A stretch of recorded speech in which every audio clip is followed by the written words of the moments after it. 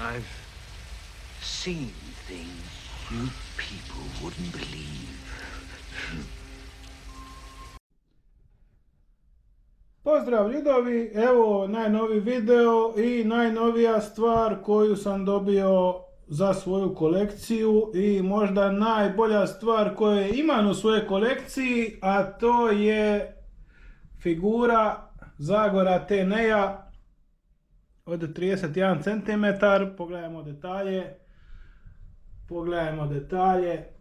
pogledaj lice kako je lijepo napravljeno, mišići, sekira je tu, ali sekirče, sjekira do duha sa sjekirom, pogledaj, ima i dobar opasač, sve je detaljno napravljeno i ja sam presretan i prezadovoljan sa viđenim i dobivenim. Čak ni cijenom nije nešto baš neka prevelika cijena za ovakvu detaljnost. Evo pogledajmo, imamo i gun od kalibra 45, imamo i futrolu, evo ga da se vidi futrola, tako da evo postolje, znači s postoljem 31 cm kako sam rekao, i tu ima možda, eto ga, nema kill, ravno najvjerojatnije. Evo ga još malo da vidimo detalje lica. Predivno, sad kad bi čovjek napravio još i čiku, to bi bilo dobro, to bi bilo predivno. Evo sad ćemo vidjeti malo pozade, evo ga malo resice da vidimo, skoro sam naletio na pištolj. Znači evo i resice, čovjek je to stavio malo slubljeno, ali nema veze, sve je to kao u stripu, a ovo je, ako se neko pita odakle je izvučeno je iz novije edicije o Zagoru, znači Origins porijeklo, znači prva epizoda, prva naslovnica,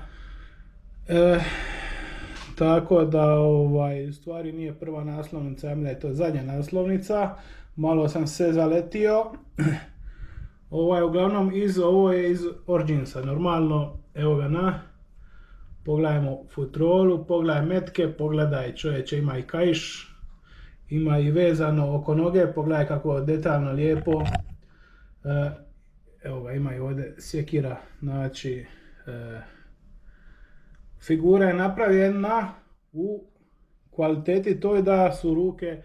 se mogu odvojiti, znači imaju magneti, evo na primjer sad ćemo pokazati magnete, evo ga, znači ovako ide i onda ono lipo upadne unutra i samo jedna poza, normalno ne može više, ali dobro je ovo, tako da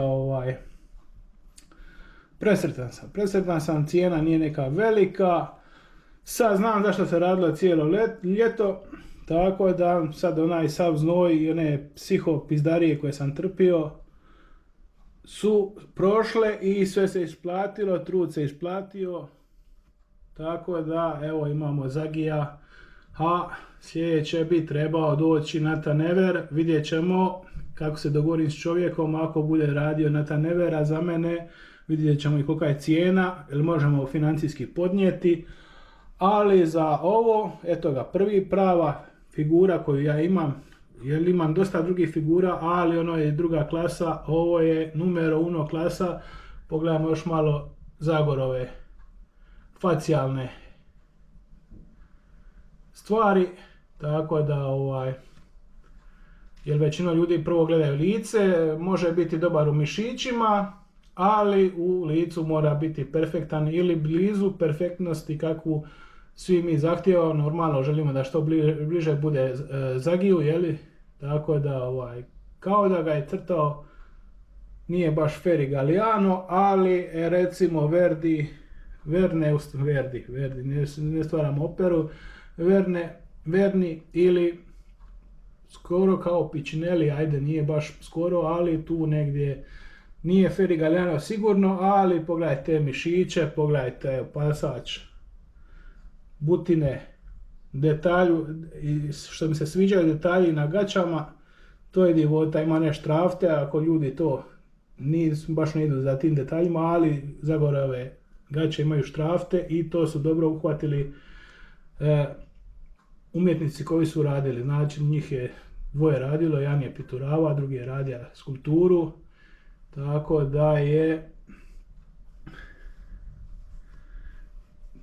da je taj Zagi fenomenalan. A ima još jedan Zagi za kojeg sam isto raspitao se da bi rekao čovječe jav za cijenu. Mislim da je možda malo veći, čak ni ne znam kolika je visina, ali ovo je